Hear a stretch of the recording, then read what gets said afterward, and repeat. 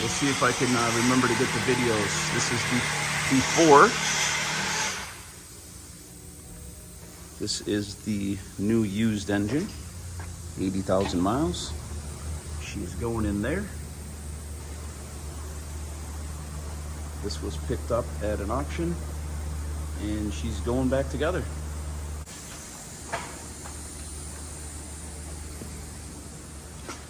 Looks terrible to most people. Inside's pretty dirty. To be continued. We got a finished product.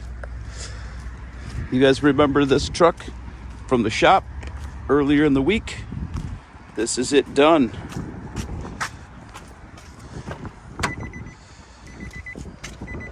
Ready to go. A little bit of a difference, right?